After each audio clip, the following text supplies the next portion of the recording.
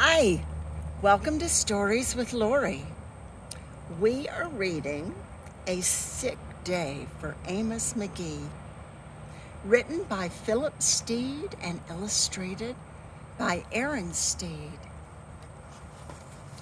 Amos McGee was an early riser.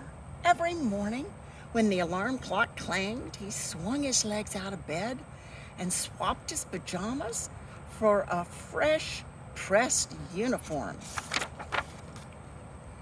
He would wind his watch and set a pot of water to boil, saying to the sugar bowl, "A spoonful for my oatmeal, please, and 2 for my teacup." Belly full and ready for the workday, he'd amble out the door. Every day, Amos waited for the number 5 bus. "Next stop, City Zoo," the bus driver would call. 6 a.m., right on time, he'd reply. Amos had a lot to do at the zoo, but he always made time to visit with his good friends. He would play chess with the elephant, who thought and thought before making a move, and run races with the tortoise, who never, ever lost.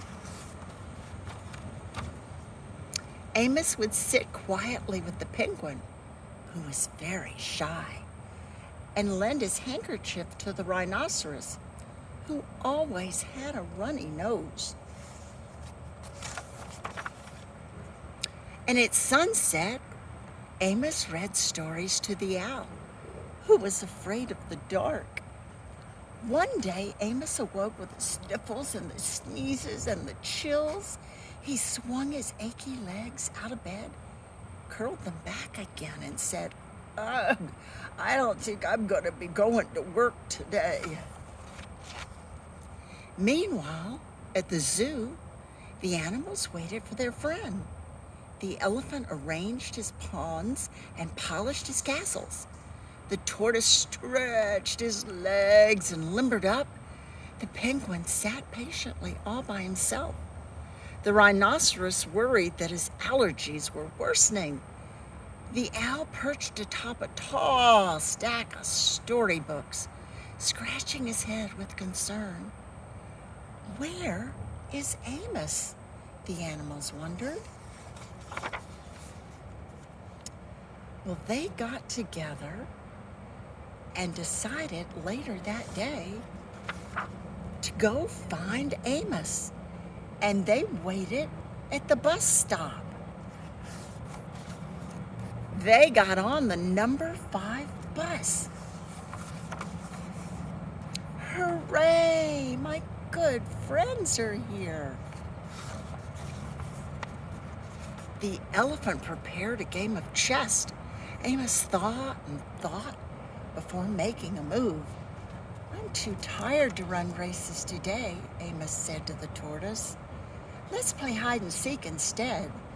The tortoise hid inside his shell, and Amos hid beneath the covers.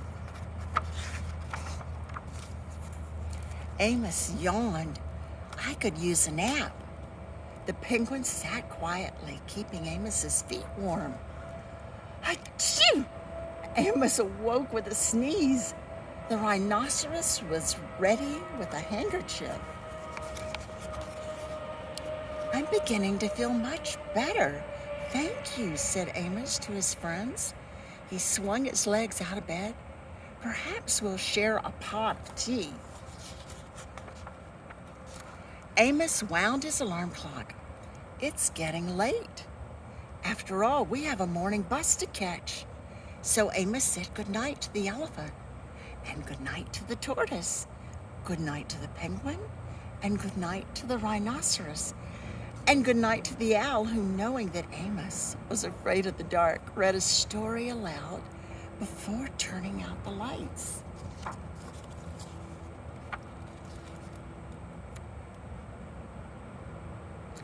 I wonder if you know how many hearts you touch every day with your kind acts.